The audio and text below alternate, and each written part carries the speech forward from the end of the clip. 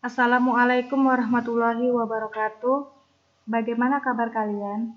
Semoga kita dalam keadaan sehat walafiat. Saya Murianingsih akan menjelaskan materi Bahasa Indonesia kelas 12 bab 1 tentang membuat surat lamaran pekerjaan.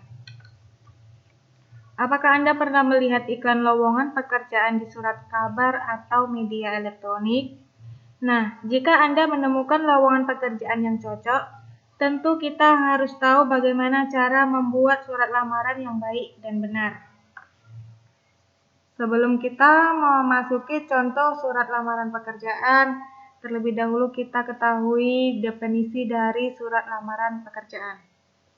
Surat lamaran pekerjaan adalah surat yang dibuat oleh seseorang yang membutuhkan pekerjaan dan ditujukan kepada suatu lembaga atau instansi tertentu. Surat lamaran pekerjaan termasuk surat resmi atau surat dinas. Oleh karena itu, terdapat aturan-aturan tertentu yang harus diperhatikan dalam penulisannya. Aturan-aturan tertentu yang dimaksudkan adalah isi sistematika, bagian-bagian, dan bahasa yang harus diperhatikan dalam menulis surat lamaran pekerjaan. Nah, di dalam surat lamaran pekerjaan terdapat unsur kebahasaan. Unsur kebahasaan surat lamaran pekerjaan adalah menggunakan kalimat efektif.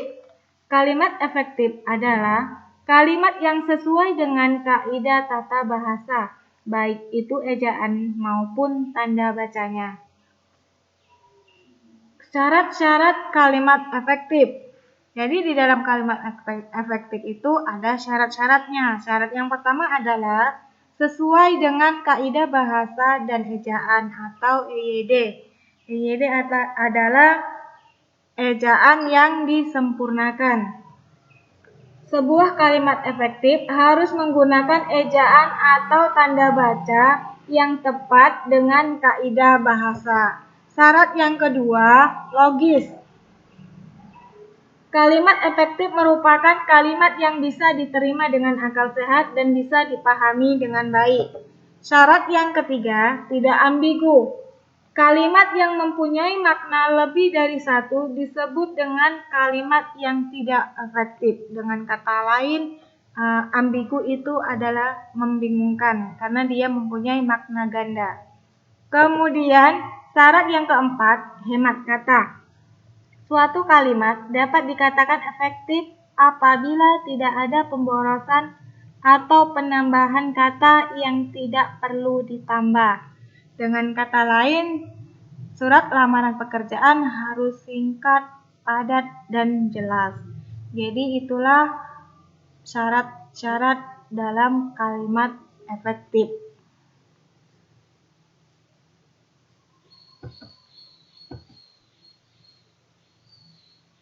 Unsur-unsur atau sistematika surat lamaran pekerjaan. Yang pertama adalah kepala surat, kemudian yang kedua tanggal surat, yang ketiga lampiran, yang keempat hal atau perihal, yang kelima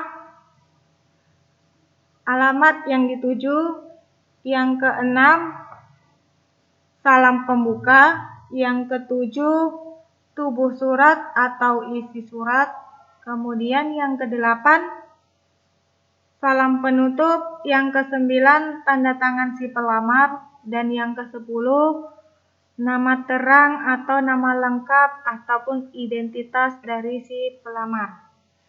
Jadi perhatikanlah secara seksama unsur-unsur atau sistematika dari surat lamaran pekerjaan.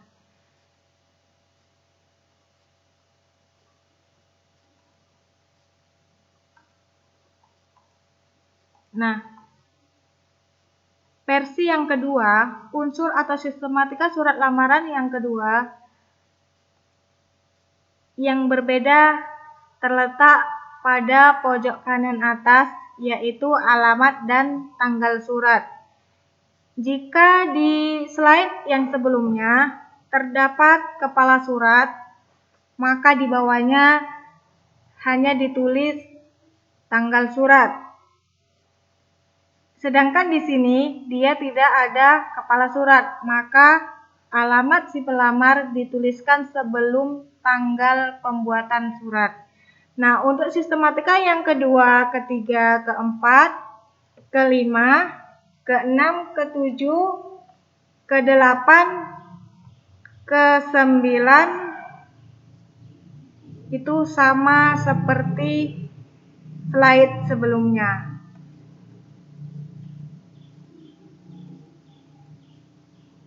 Perbedaannya hanya terletak pada kepala surat.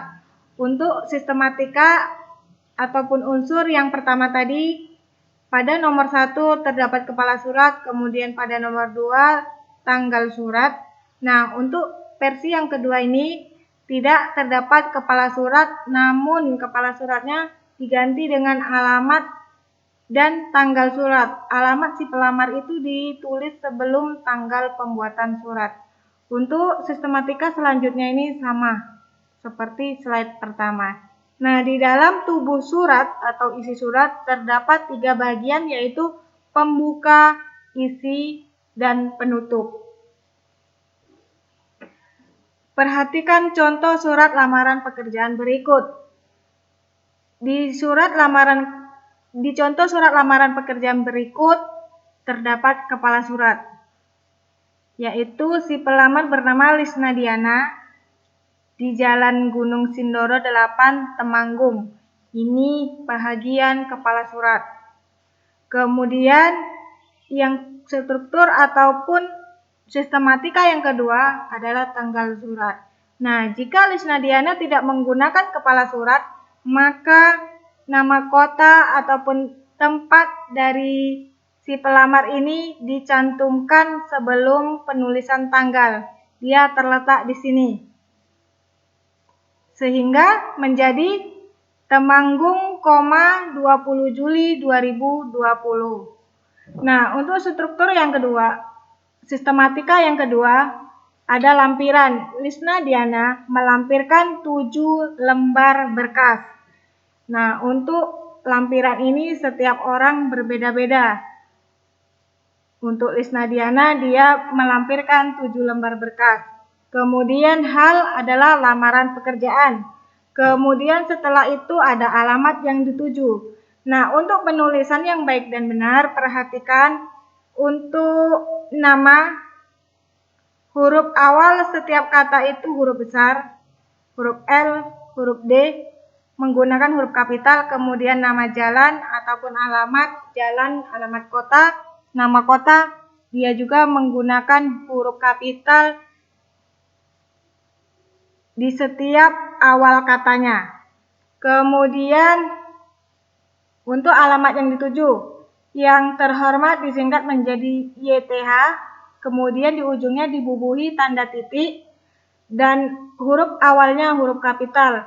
Kemudian nama pimpinan, lalu nama dari perusahaan, setiap huruf awal itu harus huruf kapital. Lalu nama jalan dan kota. Setiap huruf awalnya harus huruf kapital.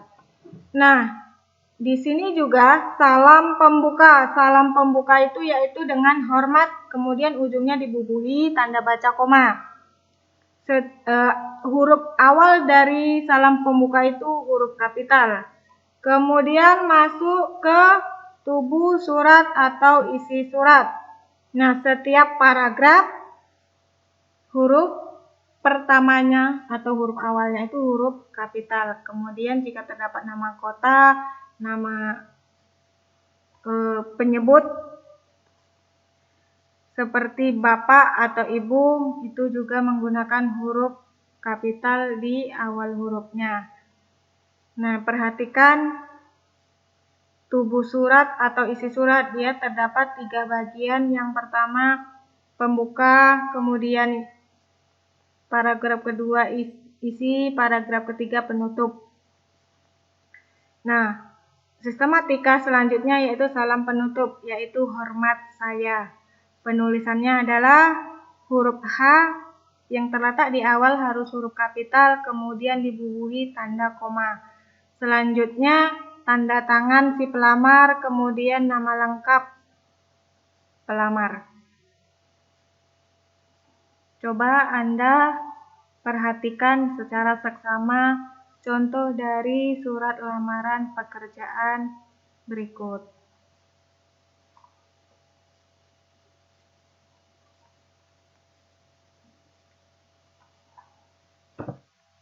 Tadi di awal, Lisna Diana melampirkan 7 lembar. Nah, untuk lampiran itu dituliskan di bawah surat lamaran pekerjaan dan disebutkan satu persatu.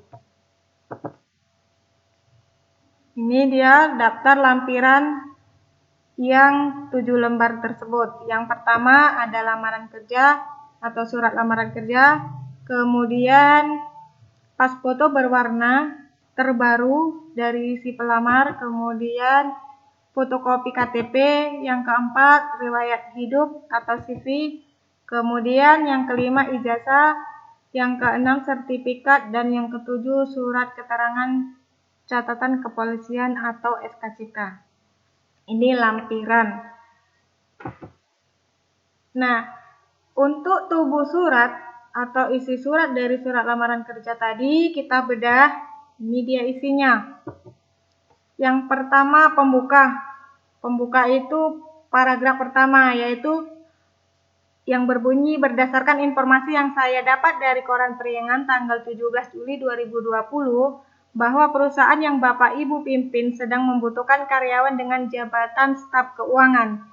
Dengan ini saya mengajukan diri di posisi tersebut. Adapun data saya sebagai berikut. Ini bagian pembuka. Kemudian yang kedua, bagian isi surat terdapat nama, tempat pendidikan, alamat, nomor, dan email. Ini bagian isi surat.